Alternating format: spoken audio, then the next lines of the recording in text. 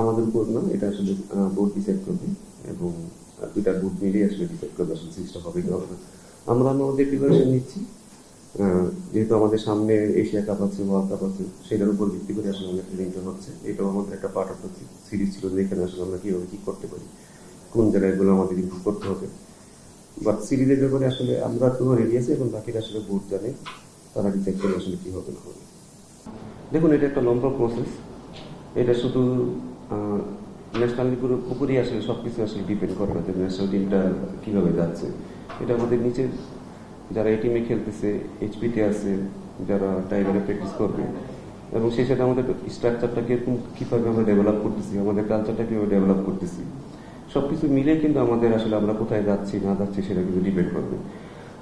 যদি বলেন টপ লেভেলের ন্যাশনাল টিমের প্লেয়াররা তাদের জায়গা থেকে তারা সর্বোচ্চ চেষ্টা করছে। আপনারা যদি ট্রেনিং দেখেন, তারা আমার মনে হয় না তারা এই লাস্ট কয়েকটা দিন অমানুষের মতো ট্রেনিং করছে, যেটা আমাদের দেখে মাঝে মাঝে একটু খারাপ লাগতেছে যে এত এত হার্ড ট্রেনিং করছে। তারা চাচ্ছে তাদের ইমপ্রুভমেন্ট, বাট একটা দেশের ক্রিকেটটা শুধু এই গুটি কয়েক প্লেয়ারদের উপরই আসলে নির্ভর করে না। এটার জন্য আমাদের ভালো স্ট্রাকচার লাগবে, সেটাগুলো নিচ থেকে কীভাবে ডেভেলপ হয়ে আসতেছে সেটাও একটা অনেক কিছু ডিপেন্ড করে। এটা আসলে সবাই মিলেই করতে হবে। এখানে সার্বিকভাবে আপনি কখনই বলতে পারবেন আসলে কতদিনে আমরা কোথায় যাবো। এখন ধরেন আপনি যে ছেলেটা আন্ডার-19 আছে বা এইচপিতে আছে, সে যদি নিজেই স্বপ্ন না থেকে সে ওয়ার্ল্ডের বেস্ট প্লেয়ার হবে, আপনি ন্যাশনাল টিমে আসলে আমার মনে না খুব একটা লাভ হবে। কারণ ম্যাক্সিমাম ছেলেরা জিজ্ঞেস করবেন তুমি কি করতে চাও, জিজ্ঞেস করবে যে আমি ন্যাশনাল টিমে খেলতে চাই। এর চেয়ে বড় ড্রিম কিন্তু তার নাই। তাহলে ওই ছেলেটার দায়িত্বটা কার? ওই ছেলেটাকে আর বড় প্লেয়ার বানানোর জন্য বা ওই ধরনের বড় চিন্তা করার জন্য তার আসলে দায়িত্বটা কার? সেগুলো আসলে অনেক ছোট লেভেল থেকেই করতে হয়। তো সবাইকে মিলেই আসলে আমাদের আগাইতে হবে। এখানে প্রতিটা ডিপার্টমেন্টে আসলে এক হয়ে কাজ করতে হবে। আমি যতটুকু মনে করি যে এই জায়গাটা আমাদের অনেক ল্যাকিংস আছে, যে আমরা ন্যাশনাল টিম কি চাচ্ছি সেটাকে এই টিম কি ওইখান থেকে সেই সার্ভিসটা দিচ্ছে কিনা, বা এইচপিতে যারা করতেছে তারা আসলে কি চাচ্ছে। কারণ ন্যাশনাল টিমের রিকোয়ারমেন্টের উপরে কিন্তু ডিপেন্ড করবে আপনার পরবর্তী কোন ছেলেগুলো কীভাবে আসবে। সেটা মেন্টালি হোক, ফিজিক্যালি হোক, টেকনিক্যালি হোক, টেকনিক্যালি হোক, সবকিছু মিলেই কিন্তু একটা দেশের ক্রিকেট আগাবে। তো এটা শুধু একটা কোনোটা প্লেয়ারের উপরে ডিপেন্ড করে না, এটা সমষ্টিগতভাবে আমাদের কাজ করতে হবে। এবং এইটার আমার মনে হয় যে এই একটা জায়গায় আমাদের খুব তাড়াতাড়ি জেলিং করতে হবে, যে চারটা সেক্টর আমি বলবো, যেটা ডেভেলপমেন্ট বলেন, এইচপি বলেন, তারপর টাইগার বলেন, ন্যাশনাল টিম, এবং সেই সাথে যারা এখানে কাজ করতেছে তাদের সবার লক্ষ্য যেন একই হয়। তো এটার পরিকল্পনাটা খুব ভালোভাবে করতে হবে, এবং সেই পরিকল্পনা যদি ঠিক মতো না হয় আমরা মনে সব সারা জীবনে আমরা একই জায়গায় ফিরে যাবো।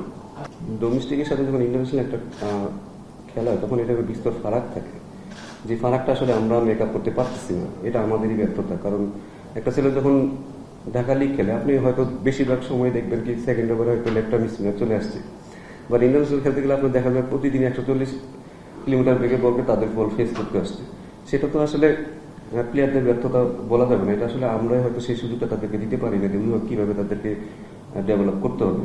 যে ছেলে ডোমেস্টিকে পারফর্ম করতেছে তার ভিতরে নিশ্চয়ই কিছু না কিছু আছে, বাট তাকে সেইখান থেকে যখন ন্যাশনাল টিমে যখন আসবে তাকে ওই টেস্টটা দিয়ে আনতে হবে। তো আমার মনে হয় যেহেতু এখন এই টিমে অনেক ভালো প্রোগ্রাম হচ্ছে, যেহেতু নিউজিল্যান্ড আসছে, এটা ভালো একটা টিম আসছে, সেই সাথে তারা হয়তো সামনে অস্ট্রেলিয়াতেও খেলবে। তারা যখন এইসব লেভেলে পারফর্ম করবে আমার মনে হয় তখন কিন্তু তারা অলরেডি একটা ইন্টারন্যাশনাল ফ্লেভার পেয়ে যাবে। তখন হয়তো তাদের ন্যাশনাল টিমে পারফর্ম করা তাদের জন্য অনেক সুবিধা হবে।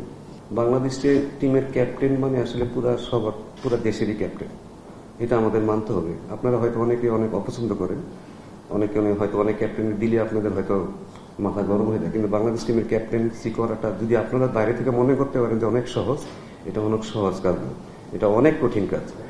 এবং এটার জন্য আমাদের সবাইকে আসলে সাপোর্ট করতে হবে। লিটনের আমি বলবো যে তার ক্যাপ্টেন হিসেবে যে রিকোয়ারমেন্টগুলো দরকার, যেভাবে টিমকে উদ্বুদ্ধ করা, স্ট্র্যাটেজি কি বলেন, সব দিক দিয়ে তার আমার মনে হয় সে খুবই ভালো, এবং সে চেষ্টা করতেছে কিভাবে দলটাকে সামনে আগায় নিতে হবে। কারণ একটা ক্যাপ্টেনই কিন্তু টিমটা চালাবে। আমরা যারা বাইরে আছি, যারা বোর্ডে আছি, আসলে আমরা টিম চালাবো না, চালাবে কিন্তু ক্যাপ্টেন এবং কোচ। তাদেরকে তাদের পূর্ণ সমর্থন দিতে হবে। আমরা যারা আছি পাশে, আমরা সবাই হেল্পিং হ্যান্ড। সো তাকে সেই ফ্রিডমটা দিলে আমার মনে হয় সেও ভালো করবে। এবং লিডার কিন্তু সবসময় মানে দিয়ে বানানো যায় না, এটা সবসময় একটা সহজাত প্রকৃতি, সবাই লিডার হইতেও পারে না। সো এবং মনে করতে হবে যে ক্যাপ্টেন্সি যখন কেউ করে সে কিন্তু পুরো পুরো বাংলাদেশে প্রতিনিধিত্ব করে, তার উপর অনেক চাপ থাকে। তবে তাকে সেই সমর্থনটা দেওয়াটা কিন্তু আমাদের নৈতিক দায়িত্ব। এবং আপনারা যারা মনে করেন যে বাইরে থেকে বাংলাদেশ টিমের ক্যাপ্টেন্সি করা অনেক সহজ, আপনারা আসলে ভুল রাজ্যে আছেন। স্ট্রেংথের জায়গা যদি বলেন, আমি মনে করি যে সে খুব ভালো টেকনিশিয়ান, ফিল্ড প্লেসমেন্ট সম্পর্কে, বলারের শক্তি সম্পর্কে তার ভালো আইডিয়া আছে, অপোনেন্ট সম্পর্কে সে খুব ভালোভাবে সে গেম অ্যানালাইসিস করে, এবং টি-20 কীভাবে ফিল্ড সেট আপ করতে হয়, কীভাবে গেমটাকে আগায় নিতে হবে, কীভাবে বা ব্যাটিংটাও কীভাবে আগায় নিতে হবে সেটা সম্পর্কে তার পরিষ্কার ধারণা আছে। উইকেট বলেন, বলার হ্যান্ডলিং বলেন, টিম হ্যান্ডলিং বলেন, সব কিছুই তার একটা, আমি মনে করি যে এটা তার একটা স্ট্রেংথ। এখন যদি তার উইকনেস বলেন, আমি মনে করি যে যেহেতু সে কিছুদিন রান করে নেই, সেটা হয়তো আপাতত তার উইকনেস আছে, বাট আমি মনে করি যে এটা থেকে সে বেরিয়ে আসবে। না না, দেখুন, লিটনকে আমরা সবসময় একটু অন্যভাবে দেখি, কথা কম বলে, হয়তো আপনাদের সাথে হয়তো কথা কম বলে, বা যারা কাছে থেকে মিশে তারা হয়তো তাদের সেই ভুল ধারণা হয়ে যাবে। যেই ভুল ধারণা তাদের সাকিবের বেলায় ছিল, বাইরে থেকে মনে হবে যে অনেক অনেক কিছু তারা হয়তো ঠিক মতো করে না, কিন্তু as a teammate, as a টিমের লিডার হিসেবে তার যতটুকু করা তার চেয়ে বেশি হয়তো সে করে। দেখুন, ড্রিল তো যদি আপনি আমাকে বলেন, আমি এখানে বসে বসে 100টা ড্রিল বানাই ফেলতে পারবো, ঠিক আছে। ড্রিল বানানোটা আসলে কোনো নতুন কিছু না। আসলে খেলাটা তো আসলে মাথায়, আমরা কিভাবে আসলে ক্যালকুলেশন করতেছি, আমরা কি লজিক্যাল ওয়েতে ক্রিকেট খেলতেছি কিনা, আমরা মনে হয় মাঝে মাঝে লজিক ছাড়া ক্রিকেট খেলি। ওই জায়গাটা আসলে ইমপ্রুভ করাটা খুব সহজ কাজ না। যদি স্কিল বলেন, টেকনিক বলেন, আপনিও যেভাবে ড্রাইভ খেলেন আমিও সেভাবে ড্রাইভ খেলি, নিশ্চয়ই তাহলে কোথাও না কোথাও সমস্যা আছে। সমস্যাটা আসলে মাথায়। তো আমরা ওই জায়গাটা কিভাবে ইমপ্রুভ করা যায় সেটা শুধু বললাম আর হয়ে গেল তা কখনই হবে না। এটার জন্য আসলে এটা অনেক কালচারাল ব্যাপার থাকে, যে জিনিসগুলো নিয়ে আমরা আসলে অলরেডি আমরা কাজ শুরু করছি। কারণ এই একটা জায়গা আমার কাছে মনে হয় এই জায়গাটা আমাদের খুব তাড়াতাড়ি ডেভেলপ করতে হবে। কারণ বললেই হবে না যে আমরা করবো, বাট এটা আমাদের খুব তাড়াতাড়ি করতে হবে। যেমন ধরুন রেসপন্সিবিলিটির কথা বলা আছে, সেটা আমরা চেষ্টা করছি ছেলেদের উপরেই ছেড়ে দিতে, তাহলে তারা হয়তো তাড়াতাড়ি শিখবে। একজন আরেকজনকে কোচিং করানো, সেটাও একটা নতুন স্ট্র্যাটেজি আমরা হয়তো নিয়েছি, যেটা থেকে তারা নিজেরা ক্রিকেটটা নিয়ে একটু চিন্তা ভাবনা করবে। সো এরকম ভাবে চেষ্টা করছি যে আমাদের কালচারটা যেন একটু চেঞ্জ হয়, যেখান থেকে ছেলেরা নিজেরাই শিখবে এবং নিজেরাই দায়িত্ববান হবে এবং নিজেরাই নিজেদের প্রবলেমটা সলভ করতে পারবে। আমরা তখন হয়তো আমরা তাড়াতাড়ি ক্রিকেটটা অনেক আগে নিতে পারবো। একটা জিনিস বোঝা উচিত যে এটা বাংলাদেশ টিম, আপনি কয় নাম্বারে আগে ব্যাটিং করে আসছেন সেটা খুব বেশি ইম্পর্টেন্ট না আমাদের কাছে, ঠিক আছে। টিমের যদি আপনার রিকোয়ারমেন্ট যদি মনে হয় যে আপনাকে 7 নম্বরে ব্যাটিং করতে হবে, আপনি ওপেনার, আপনার 7 নম্বরেই ব্যাটিং করতে হবে। টিমের জন্য যেটা সবচেয়ে হেল্পফুল হবে, টিমের জন্য যেটা সবচেয়ে ভালো হবে, আমরা একটা কালচার চেঞ্জ করার চেষ্টা করতেছি যে এখানে কারো, এটা কোনো ইন্ডিভিজুয়াল, এটা কারো টিম না, এটা কারো একার সম্পত্তি না, এটা পুরো দেশের সম্পত্তি। আপনাকে যে রুল দেওয়া হবে সেটা আপনার যদি ভালো নাও লাগে আপনাকে পালন করতে হবে, ভালো না লাগলে আপনি এখানে খেলার দরকার নেই আপনার। সো যেহেতু স্ট্র্যাটেজিক্যালি পুরোটাই আসলে আমরা টিমের স্ট্র্যাটেজির উপরই আসে, সো তখন আমরা ডিসাইড করবো আসলে কে কোথায় যাবে না যাবে। এখানে এটা নিয়ে আর একচেয়ে বেশি কিছু বলা নেই আমার। হিস্ট্রি নিয়ে আমি খুব একটা ভাবি না। হিস্ট্রিতে অনেকে অনেক ভালো কিছু, অনেক খারাপ কিছু। আমাদের কারেন্টলি আমাদের আসলে টিমটা কি চাচ্ছে সেটা আমাদের দেখার বিষয়। আমাদের স্ট্র্যাটেজিক্যালি আমরা যতটুকু বুঝি যে আমাদের মিডল ওভারে আমাদের স্পিন যারা ভালো খেলে তাদের দিকে আমাদের একটু ফোকাস করা হয়েছে, যে স্পিন যারা ভালো করে ওই জায়গাটা যেহেতু 6 ওভারের পরে হয়তো স্পিন অ্যাটাক আসবে, সেখানে কারা কারা ভালো হ্যান্ডেল করতে পারে, কারা বেশি রান দিতে পারবে, সেভাবে আমরা চিন্তা করেছি, চেষ্টা করেছি যে কিভাবে আসলে আমরা টিমটাকে কিভাবে রানটা অ্যাক্সিলারেট করতে পারি। তো এটা ডিপেন্ড করে আসলে টিমের স্ট্র্যাটেজির উপর। এটা আরো কিছুদিন আমরা ভুগবো, এটা আমরাও জানি। এটা নিয়ে আমাদের আরো অনেকদিন ভুগতে হবে, স্পেশালি হোয়াইট বলে আমাদের এই জায়গাটা আমাদের অভাব আছে। সো আমি আপনাকে প্রথম দিকেই বলেছিলাম যে আমাদের আসলে দেশের ক্রিকেটটা কিভাবে আগে সেটা কিন্তু ডিপেন্ড করে 4টা ডিপার্টমেন্টের উপর, সবার উপরে। যে আমাদের যেহেতু অলরাউন্ডার অবস্থা, আমাদেরকে অলরাউন্ডার সুযোগ দিতে হবে। যারা ছোটখাটো অলরাউন্ডার আছে তাদেরকে তাড়াতাড়ি কিন্তু উপরে নিয়ে আসতে হবে। তো এই জায়গাটা যদি আমরা ফিল আপ করতে না পারি তখন এটা ব্যালেন্সের দিকে সবসময় সমস্যা হবে, এটা আপনারাও জানেন, আমরাও জানি। সো বাট যারা এই কম বেশি ব্যাটিং পারে, যেমন সাকিব, মেহেদি বলেন, ঋষাদ বলেন, তো আমাদের আলটিমেটলি এখন ফোকাস হচ্ছে তারা যেন খুব ভালো ব্যাটে, তারা যেন একটু বেটার ব্যাটিং করতে পারে, তাহলে এটা টিমের জন্য অনেক হেল্পফুল হবে। তো আমাদের ফোকাসটা এখন ম্যাক্সিমামে তারা যেন ভালো ব্যাটিং করে, তাদেরকে যেন ইমপ্রুভ করাতে পারি, তাহলে টিমের ব্যালেন্সটা হয়তো ভবিষ্যতে হয়তো আরো ভালো হবে। এবং এর মধ্যে যদি আমরা যদি ভালো কোনো অলরাউন্ডার পেয়ে যাই, সেটা টিমের ব্যালেন্সের জন্য অনেক হেল্প করবে। বাট আপনি যেটা বলেছেন যেটা ঠিক, যে অলরাউন্ডার না থাকলে স্পেশালি হোয়াইট বলে খুব ডিফিকাল্ট টিমটাকে আসলে, কারণ যারা উপরে ব্যাটিং করে তাদের জন্য অনেক প্রেশার হয়ে যায়। যখনই জানে যে আমরা পরের দিকে ব্যাটসম্যানরা ব্যাটিং পারে না, তখন তারা কিন্তু ওই যে বলেন যে ডট বল খেলে, তারা এমনি ডট বল খেলা শুরু করে দেবে। বিরাট বিশ্বের one of the best allrounder, সেটা আমাদের তার জন্য খুব সে যদি খেলতে পারতো সেটা আমাদের জন্য ভালো হতো। সে ওবিপির অনেক ভালো পারফর্ম করছে। বাট যেটা আমি বললাম যে টিম হয়তো মাঝে মাঝে আপনাকে কিছু কম্বিনেশনের কারণে আপনার বেস্ট প্লেয়ারটাকে আপনাকে হয়তো বাইরে রাখতে হচ্ছে।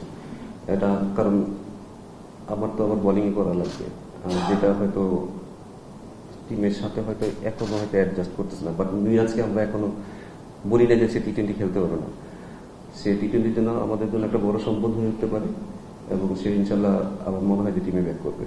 সবারই ইমপ্রুভ করার অনেক জায়গা আছে, সেটা শুধু ক্যাপ্টেন না, এজ এ ব্যাটসম্যান বলেন, এজ এ হিউম্যান বিং বলেন, এটা আমি আপনি সবারই কিন্তু ইমপ্রুভমেন্টের জায়গা থাকবে। যখনই আমি মনে করবো যে আমার ইমপ্রুভমেন্টের জায়গা নেই, সেই দিন থেকে আসলে আমার পতন হওয়া শুরু হবে। তো সবারই আসলে ইমপ্রুভমেন্টের সব দিকেই জায়গা আছে, এবং আমার মনে হয় তারা লিটনকে আমি যা আগে দেখছি, বাট লাস্ট সিরিজে যেভাবে দেখছি ক্যাপ্টেনশিপে, আমার কাছে আকাশ পাতাল তফাৎ লেগেছে। ইভেন আপনারা হয়তো তার ইন্টারভিউ দেখলে হয়তো বুঝতে পারবেন যে তার কথাবার্তা কিন্তু অনেক কিছুই চেঞ্জেস আসছে। ছেলেদেরকে হয়তো প্রপারলি গাইড করলে তারা হয়তো এই জায়গাগুলো খুব দ্রুত আসলে তাদেরকে বাড়িয়ে নিতে পারবে, এবং তারা সেইভাবে হয়তো ডেভেলপ করার চেষ্টা করতেছে। আমরা সবাই মিলে পারফর্ম করি না, এটা একটা বড় দিক। যেহেতু আমরা পারফরমেন্স, আমার যদি ভালো অনেক পারফর্মার থাকতো তাহলে কিন্তু ক্যাপ্টেন্সি করাটা অনেক বেশি সহজ। আমাদের পারফরমেন্সের ধারাবাহিকতা নেই, সেটা আমরা স্বীকার করে নিচ্ছি যে আমাদের পারফরমেন্সের ধারাবাহিকতা নেই, সেটা একটা বড় ধরনের চ্যালেঞ্জ। পারফরমেন্স খুব তাড়াতাড়ি আপ ডাউন করে, এবং সেই সাথে আমরা জাতি হিসেবে আমরা অনেক ইমোশনাল। ঠিক আছে, আজকে ভালো তো কালকে খারাপ, কালকে খারাপ বসে এটা নিতেও তাদের অনেক কষ্ট হয় মাঝে মাঝে। বাট এগুলো ম্যাচুরিটি চলে আসবে টুডে অর টুমরো। এখন ধরেন একটা ক্যাপ্টেনকে যদি আপনি তার পুরো প্ল্যানটা যদি আপনাকে তাকে করতে না দেন, সে যেটা চায়, তখন তাকে কেন আপনার ব্লেম করে? যখন একটা ক্যাপ্টেনকে যখন আমি দায়িত্ব দেবো, তাকে কিন্তু আপনাকে সবকিছু দিয়ে দিতে হবে, তার পুরো ফ্রিডম থেকে দিয়ে দিতে হবে, কারণ সে টিমটা চালাবে। তখন সে কিন্তু অনেক রেসপন্সিবল হবে। বাট অনেক কিছু আছে যেটা সেটা ও নিজে চাইলেও করতে পারে না। তো এই সব দিক দিয়ে আসলে আপনি যদি বিচার করেন, তার কিন্তু আসলে অনেক কিছুই বাধা ধরার মধ্যেই থাকে। পারফরমেন্স বলেন, নিজের পারফরমেন্স বলেন, সব চাপগুলো মিটিয়ে কিন্তু তাকে করতে হয়। তো আমাদের এখানে তো আরো বেশি চাপটা থাকবেই। বাট এজ এ ক্যাপ্টেন আপনাকে সেই চাপটাও সামলাতে হবে। সেটা আমি বলতেছি না যে করা কঠিন, বাট এই চাপটাকে আপনাকে নিতেই হবে। যেহেতু আপনি এই চেয়ারে বসছেন, আপনাকে চাপ নিতেই হবে। আপনাকে মিডিয়া হ্যান্ডেল করতে হবে, আপনাকে প্লেয়ার হ্যান্ডেল করতে হবে, আপনাকে অফিসিয়াল হ্যান্ডেল করতে হবে, সবকিছু আপনাকে হ্যান্ডেল করতে হবে। বাট আমি বললাম যে যদি পারফরমেন্সের গ্রাফটা একটু উপরে ওঠে, তখন কিন্তু একটু আমার মনে হয় যে আরো বেশি ইজি হবে তার জন্য ক্যাপ্টেন্সি করা। আমি যখন ন্যাশনাল টিমে আসছি, বা আমি যখন এই চেয়ারে বসছি, হয়তো আমি নেম, ফেম, টাকা সব কিছু সাথে করে নিয়ে আসছি, সাথে কিন্তু আমি সমালোচনাটাও নিয়ে আসবো, মানুষের তিরস্কারও নিয়ে আসবো, আমাকে প্রেশারগুলোও নিয়ে আসতে হবে, সেটাও আমাকে হ্যান্ডেল করতে হবে। তো হ্যান্ডেল তোমাকে করতেই হবে, এটা অন্য কেউ হ্যান্ডেল করে দিবে না। তো এটা হ্যান্ডেল করাও তাকে শিখতে হবে। হয়তো তারা হয়তো মাঝে মাঝে করতে পারে, মাঝে মাঝে করতে পারে না, বাট তারা পারবে টুডে টুমরো, সেটাও আমি বিশ্বাস করি।